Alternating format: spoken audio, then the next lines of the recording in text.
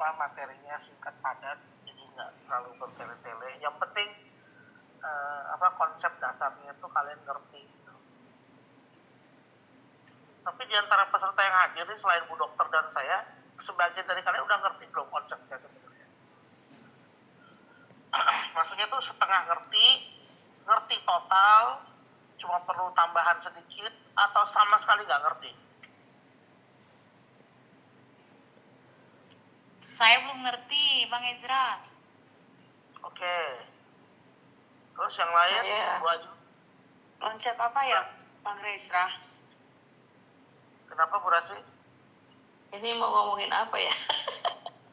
Maaf. Jadi Suba Utsu ini kan sering disebut sebagai terapi alternatif.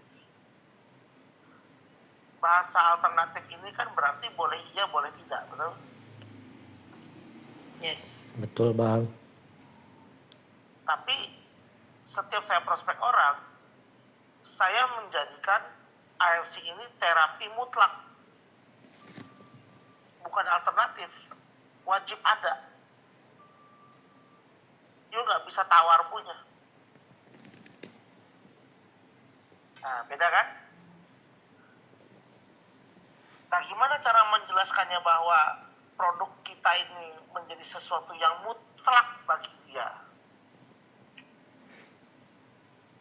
Nah, di sini malam ini kita bahas. Siapa yang masih sering bilang bahwa kalau pas jualan ini adalah terapi alternatif? Saya, Bang. Satu orang aja, yang lain enggak? Semua sudah terapi mutlak, terapi absolut? Nggak pernah ngomong itu sih. Bilang ikhtiar aja. Untuk terapi stem cell. Sebenarnya kan gini, kalau kita mengerti secara konsep dasar, tubuh itulah yang memulihkan segala sesuatunya. Betul? Betul. Maka yang mutlak adalah pengobatan kedokteran atau pengobatan yang memperkuat tubuh. Atau kita bicara terapi lah. Yang memperkuat tubuh. Tapi kenapa kita pergi ke dokter? Karena awalnya kita kurang tahu konsepnya seperti itu. Nah, sekarang setelah tahu, maka menjadikan ini sebagai mutlak. Terapi mutlak. Ya sekarang sudah ngerti dan kita lagi bahas. Buktinya banyak yang masih yang jualan AFC nggak minum juga. Boro-boro minum, ya sejenisnya deh yang diminum, paling tidak lebih murah dikit, enggak juga. Berarti kan mereka hanya menganggapnya sebagai komoditi kan. Hanya untuk dijual supaya saya dapat cuan. Padahal sebenarnya secara konsep dasar, kalau tubuh diperkuat, maka sakit itu minim. Setuju ya? Nah sekarang kita bahas soal terapi primer dan sekunder. Di dalam kita mengerti terapi primer atau terapi utama, ya kita bicara mengenai obat-obatan sintetik dan semua yang bisa diberikan oleh rumah sakit. Karena instan. Setuju ya? Sekarang gula darahmu tinggi 500-600. Pakai apa nuruninnya? Nggak ada yang instan. Selain daripada obat-obatan medical. Ya kan, injek insulin, disuruh minum glukopak dan segala macam baru dia turun. Betul? Darah kita yang tinggi sampai 170, 180. Kalau nggak dikasih amlodipin dan senyawanya, mana mungkin langsung turun tiba-tiba? Setuju? Setuju ya? Setuju. Setuju. Nangkep konsepnya ya? Iya, nangkep. Jadi kita jangan anti sama dokter. Termasuklah orang-orang yang sudah divonis cuci darah. Biarkan mereka cuci darah, yuk jangan larang dia. Jangan larang dia untuk cuci darah. Tetapi perbedaannya ketika you minum AFC dengan tidak minum AFC, kita bicaranya di sini. Oke? Malam hari ini kalau mau catat ya, saya tidak ulang dengan tulisan apapun di grup atau apapun itu. Kalau kalian mau catat. Jadi terapi primer itu adalah terapi yang menghentikan simptom dan menunda kerusakan total untuk sementara waktu. Kata tuh, Bu Dokter kalau ada salah sedikit atau apa tolong disanggah ya. Jangan Ulang dong, Bang. Tolong ulang, Bang. Terapi primer itu adalah terapi primer itu adalah jenis pengobatan, metode ya, atau misalnya terapi atau tindakan. Kalau di rumah sakit kan bahasanya kan tindakan, ya kan, yang menggunakan pengobatan, medikasi atau apapun sejenisnya sintetik yang bertujuan untuk menghilangkan simptom dan menunda kerusakan total.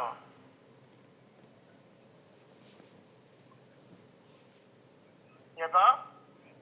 Tangkap ya? Maka konsep daripada terapi primer ini adalah diberikan obat-obatan. Terapinya diberikan obat-obatan, penyembuhannya diberikan obat-obatan. Semuanya berdasarkan obat-obatan yang sintetik itu. Gitu loh. Karena bagi dunia kedokteran, yang penting bisa dikembalikan ke titik normal. Gitu loh. Kalau tidak bisa diselamatkan, maka itu harus dipotong atau dibuang. Itu aturan dasarnya. Tangkap ya? Cukup jelas? Atau kurang ngerti? Jelas, Bang. Oke. Nah, apa itu terapi sekunder? Kalau kita bicara di sini kan sebuah unsur. Terapi sekunder ini adalah terapi yang diberikan kepada si pasien atau siapapun yang sakit, yang dimana terapi ini memberikan kekuatan bagi tubuh untuk memulihkan, untuk menyembuhkan, dan untuk membangun kembali kerusakan yang disebabkan oleh penyakit degeneratif, di mana kemampuan ini tidak bisa diberikan oleh terapi primer. Itu kata kuncinya. Jadi terapi sekunder ini tidak dimiliki oleh terapi primer.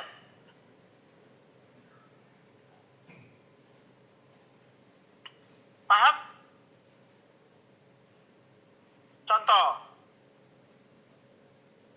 Langsung aja buka mic-nya kalau mau ngomong, nggak usah angkat tangan.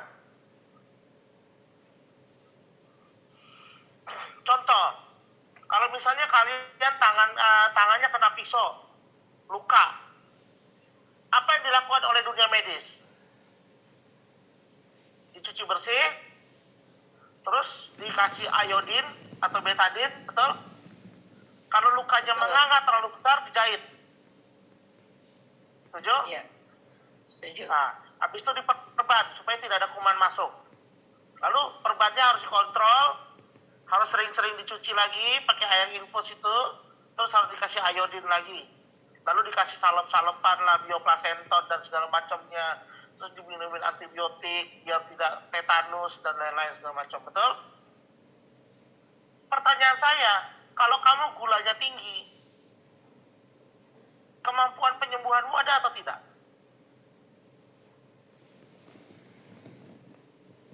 Nggak ada bang, kurang. Bukan kurang, justru tidak ada. Yang ada makin busuk lukanya. Lo kok bisa? Padahal dirawat sedemikian rupa loh oleh rumah sakit. Karena pankreasnya nggak diperbaiki. Karena gula darahnya tinggi, darahnya kotor. Gitu? Nah akhirnya apa? Ketika gula darahnya tinggi, diberikanlah obat gula kan? Metformin dan segala macamnya untuk menurunkan kadar gula darah. Nah ketika kadar gula darahnya turun, baru terjadi regenerasi. Yang artinya selama darahmu kotor, kental, tidak bagus, sama dengan infeksi. Kalau darahmu bersih, bagus, lancar, sama dengan regenerasi. Itu logika dasarnya. Dan semua kasus akan sama. Gitu loh. Makanya orang yang kaki diabetes yang dokter bilang harus amputasi. Kenapa dokter bilang harus amputasi? Karena terapi primer tidak mampu mengembalikan kualitas darah untuk terjadinya regenerasi. Maka salah satu cara menyelamatkannya adalah apa? Dipotong supaya tidak ada kerusakan sel yang lebih jauh. Dan itu sebenarnya hanya menunda kerusakan total yang nanti di ujungnya dia terima udah potong dari jari, potong dari betis, potong dari paha, ujung-ujung sampai pangkal paha, terus mana lagi mau dipotong? Matilah dia. Betul kan?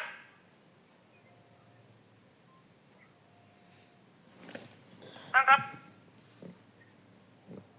Jadi terapi kita bersifat mutlak akhirnya karena apa? Terapi kita memberikan tubuh kekuatan untuk memulihkan dirinya.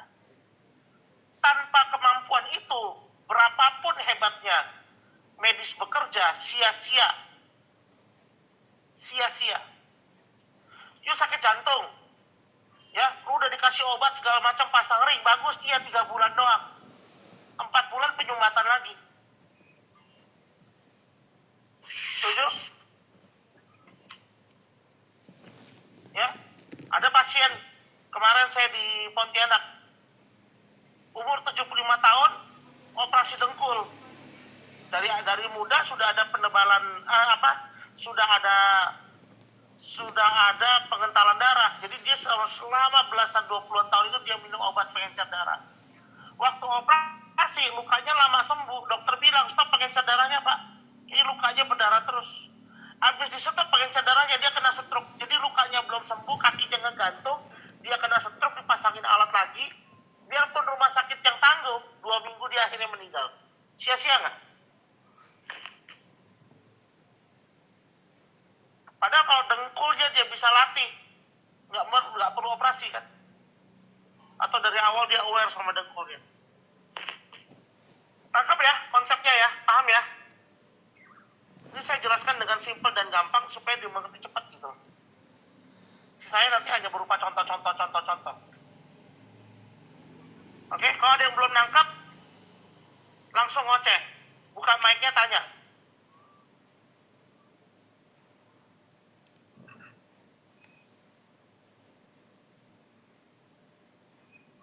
Semua nangkap ya? Kalau semua sudah nangkap, berarti Zoom kita selesaikan di sini. Oke, terima kasih. Selamat malam.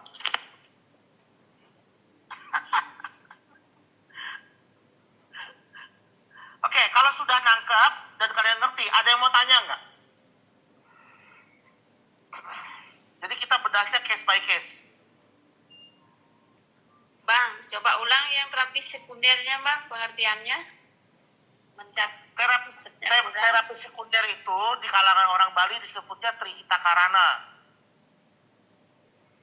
Jadi kita harus seimbang antara manusia dengan alam, dan manusia dengan Tuhan. Salah satunya apa? Terapi sekunder dengan produk kita ini itu kan bahan alam, natural, ya kan? Harusnya sebagai orang Hindu Bali itu yang diutamakan ketimbang pengobatan dokter primer, betul kan? Karena dengan kita mengkonsumsi semuanya dari alam ini, itu memperkuat kita punya tubuh, memberikan kesembuhan. Walaupun harus dibantu. Makanya, kan tadi, kalau Subah Utsu ini kan manusia dengan alam. Ya toh? Pengobatan dokter itu kan manusia dengan manusia. Betul kan? Hasilnya dan daya sembuhnya, ya kita berserah sama Tuhan dong. Sama Sang Yang Widi. Betul kan? Nah, gitu. Jadi kalau secara orang Bali bisa dijelaskan dengan konsep seperti itu. Karena apa yang dipunyai terapi primer tidak bisa diberikan oleh terapi sekunder. Yang saya bilang tadi. Gitu loh. Darahnya tinggi, gulanya tinggi. Saya sudah ke dokter kok. Saya udah BPJS nih. Udah ada 15 tahun saya minum obat dokter ini. Kan gitu biasanya kan. Saya minum udah macam-macam herbal, udah semua saya udah minum. Gak bisa, saya tetap aja minum ini aja terus nih. Biar turun gulanya, biar turun tensi saya nih. Kan pasti gitu jawabannya Bu Ayu. Kenapa? Karena terapi sekundernya tidak dijalankan. Dia hanya mengambil alternatif. Gitu loh. Kalau kita bilang Subah Utsunya terapi primer, kita nggak punya kesaktian pengertian seperti amlodipin atau metformin. Gula darah lu yang tinggi bisa nyungsep, atau darah lu yang tinggi bisa nyungsep, darah lu yang kental bisa langsung encer. Nggak bisa, kalah kita.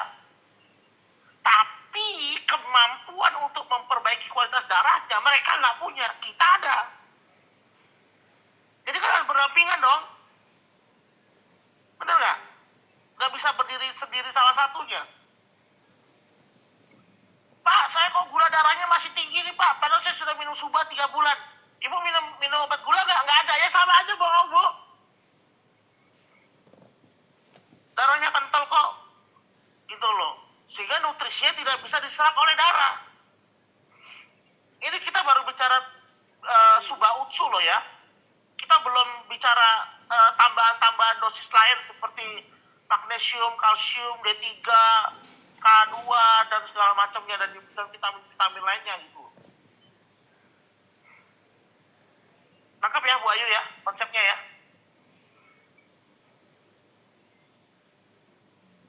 Bu Ayu ya, kalau sudah paham itulah Iya, dia. iya. Ini tidak pernah dijelaskan di seminar dokter manapun gitu loh. Karena kalau mereka jelaskan secara Karena begitu, dokter kan dia sumpahnya yang terseret. Terus gini juga, jangan pikir dokter itu semuanya cerdas dalam artian dia bisa berkreasi loh. Misalnya kayak dokter Julian kan, dia bisa melakukan pengobatan lewat kalajengking. Dokter lain mana bisa, yang ada dia bilang, oh itu dokter gila itu. Masa pengobatannya pakai kalajengking katanya. Padahal yang gila dia.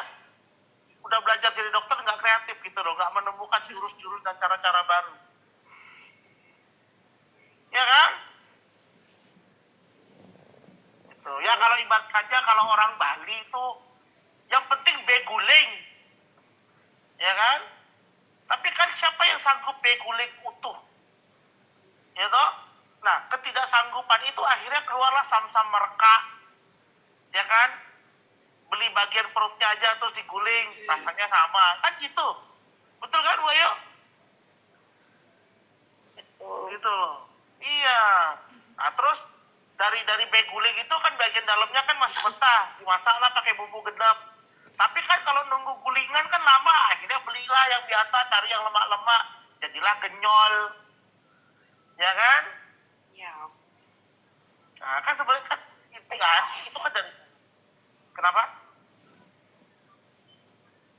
Udah lama nih saya nggak ke Bali nih, udah ngekes genyol dan merekak. yang biasa sering bakar titik nol. Genyol.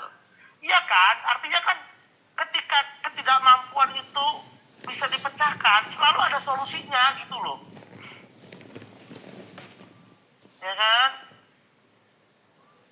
Coba cek sejarahnya soto bakso itu. Pasti itu gara-garanya orang disuruh beli soto, dia belinya bakso. Akhirnya berubahlah namanya jadi soto bakso. Ya, jadi campur. Iya, gitu loh. Atau baksonya jatuh ke kuah soto. Tapi kan sotonya orang Bali kan bening kayak kuah bakso. Beda dengan sotonya orang Jawa. Kuning kan dia, ada kunyit. Gitu loh. Jadi supaya nggak melenceng kemana-mana, pada intinya dua terapi ini memberi kelengkapannya masing-masing. Jadi mereka ini saling melengkapi. Hanya konsep ini orang tidak paham. Harusnya dilakukan keduanya ya. Iya, nah, makanya kita memberikan mereka pemahaman. Gitu loh. Saya udah capek lah jualan lah. Aduh, ditolak orang terus, ini terus. Pokoknya Bu, saya jelaskan ke ibu mau beli boleh, nggak beli nggak apa-apa. One day lu pasti cari gua. Gitu. Ya karena nggak sempat. Iya. Terus harus mengerti juga penyebab orang sakit ini dan kenapa dia dibunuh dengan cara seperti itu. Itu juga ada loh. Contoh ya, tren kita kan sekarang apa? Ngopi kan? Ketemu bisnis aja ngopi gitu loh. Kafe di mana-mana. Semakin banyak kafein yang diminum, semakin rentan itu pembuluh jantung. Kaku. Tanya Bu Dokter tuh kalau nggak percaya tuh.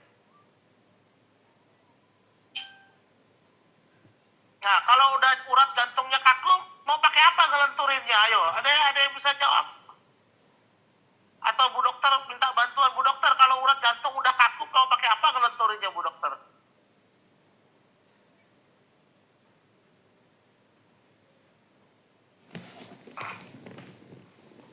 Ada yang bisa bantu jawab selain Bu Dokter? Ini kan kalau misalnya saya pasien, saya tanya nih ke Bu Santi, Bu Nurul, Bu Rasi, ke siapapun. Ini bahan prospek loh ini. Kalau sempat minum kopi terlalu banyak, lalu jantungnya gemeter, itu apakah karena kafeinnya tinggi? Ya memang salah satunya kafeinnya tinggi. Atau karena apa? Itu kan karena pembuluh jantungnya. Sama kayak mesin. Coba kalau oli lu kurang atau kekentalan, mesin lu pasti kededet kan? Gitu loh. Bayangkan ini pembuluh jantung. Jantung itu satu-satunya organ yang tidak pernah berhenti. Nah, gimana caranya? Oh, iya, itu kalau udah tindakan. Terapinya gimana? Ya, obat-obatan sintetik masuk dong. Racikan-racikan seperti magnesium plus D3 plus K2, tambahannya ada zinc, tambahannya ada B kompleks. Nah, itu cepet langsung ke pembuluh jantung. Tapi kekakuan pembuluhnya tidak akan hilang kalau you tidak bantai subah. Tidak akan hilang kalau you tidak minum ekstrak barley. Paham ya? Gitu. Jadi ketika minum magnesium, kalsium, dan segala macam itu mengimbangi kortisolmu yang sudah terlalu tinggi. Makanya kopinya harus di stop. Gitu. Oke? Ngerti ya konsepnya ya? Paham ya? Nah, kalau udah paham ada yang mau tanya nggak? Kalau nggak ada yang mau tanya, kita bubaran langsung. Biar tidak bertele-tele. Yang penting kita nangkep gitu loh. Kalau ada yang nggak jelas, tulis di grup, tanya, kita sharing.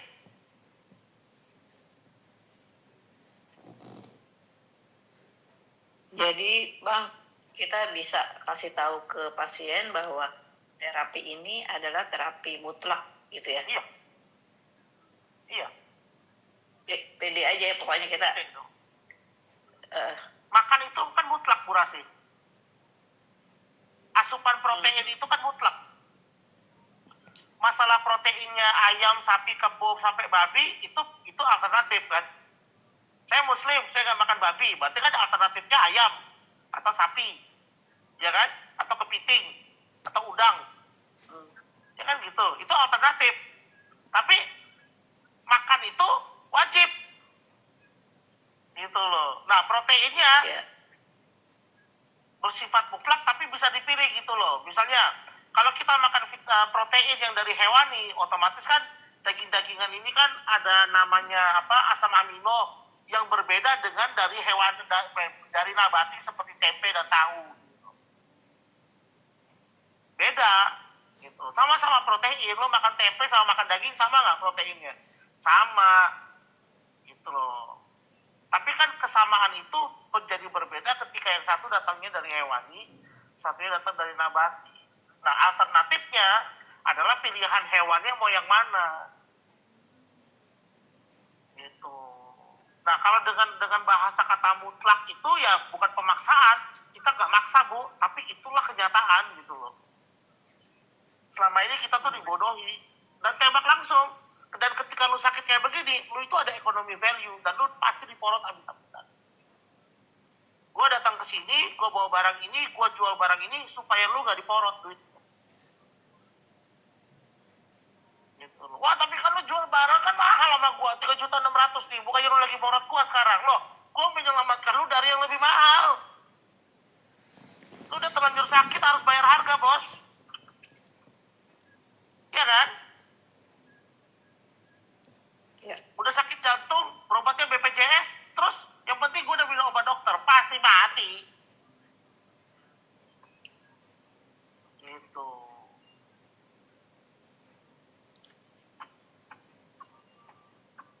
Oke. Setuju ya? Aman ya? Aman. Iya, setuju Bang. Oke, ada lagi yang mau tanya?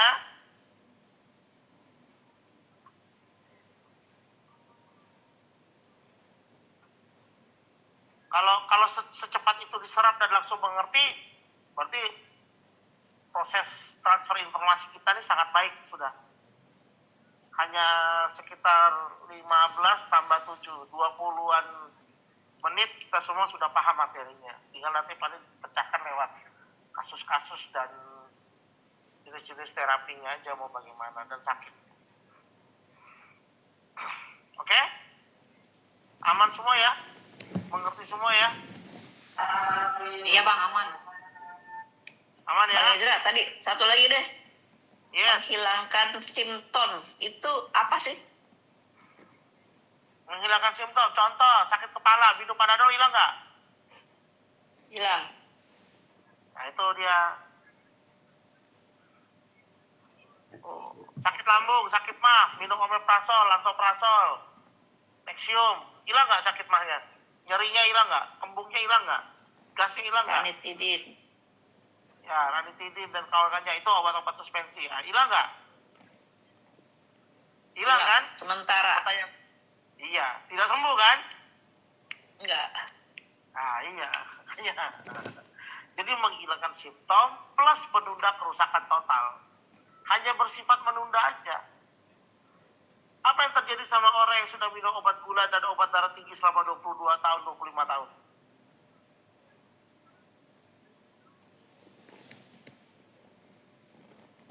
Pasti mati. Itu. Gagal ginjal menantinya, stroke menantinya di depan, ya. Itu loh. Saya sih berdoa sama Tuhan, kalau bisa Tuhan jangan kasih saya penyakit lah. Tidur tahu-tahu hilang aja saya mati dah gitu. Itu pun di usia yang udah sangat tua. Jangan kasih saya penyakit lah. Sebisa mungkin saya hindari. Makanya dari Amin. sekarang saya minum suplemen. Gitu. Ya kan? Oke, ada yang mau tanya lagi?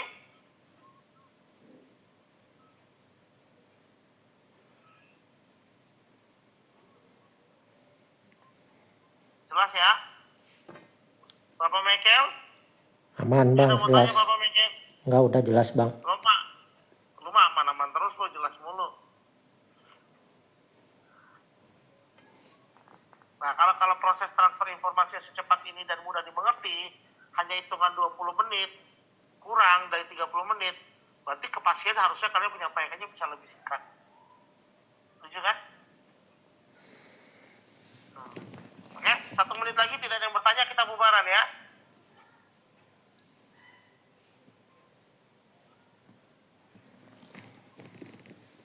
Yang penting konsepnya kalian sudah nangkep.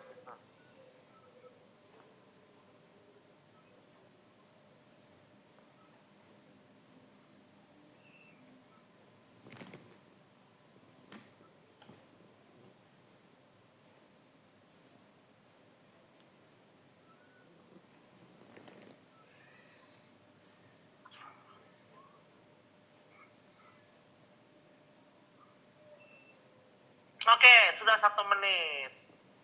Oke, semuanya sudah paham, tidak ada yang bertanya lagi. Kita bubaran ya.